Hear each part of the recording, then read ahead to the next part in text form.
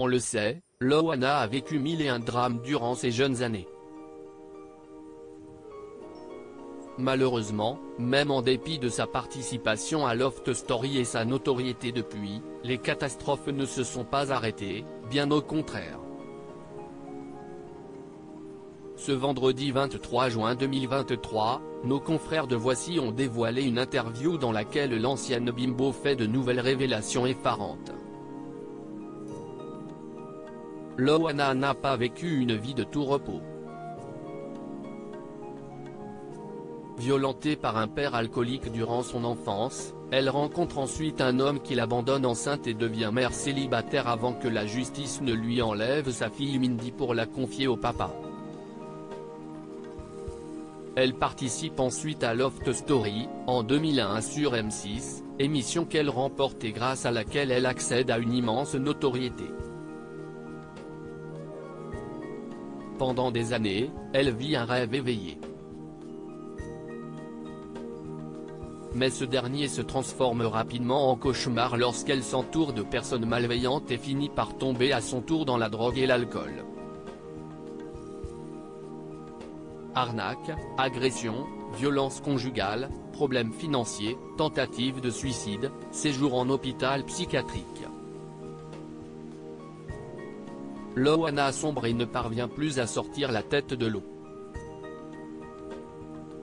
Mais il y a quelques semaines, à l'occasion du 76e Festival de Cannes, l'ancienne star de télé-réalité est réapparue plus en forme que jamais. Souriante, pétillante et amincie, elle semble bien décidée à reprendre sa vie en main.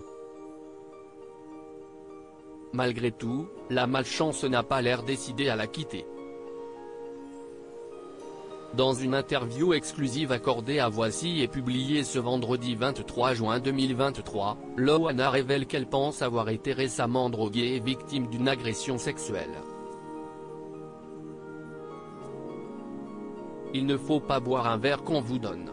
Je me suis réveillée nue à côté de quelqu'un, il y a 3 semaines. J'ai envie de faire de la prévention, a-t-elle révélé avec peine. Selon les révélations de nos confrères, les faits se seraient déroulés au cours d'une soirée donnée dans une maison, dans le sud de la France. Je n'ai aucun flash, rien. On a dû me mettre du GHB ou une autre drogue.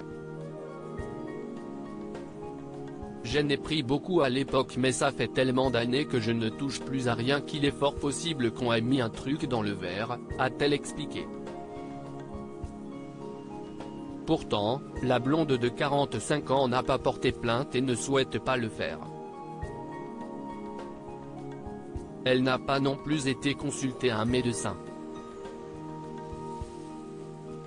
Tout ce que tu veux, si est rentrer chez toi, te mettre sous la couette et dormir pendant 3 jours. Cette mauvaise sensation, je n'aurais jamais voulu que ça m'arrive. Je ne pensais pas qu'un jour ça m'arriverait, mais si, a-t-elle expliqué avant d'ajouter que la police a probablement d'autres choses à faire.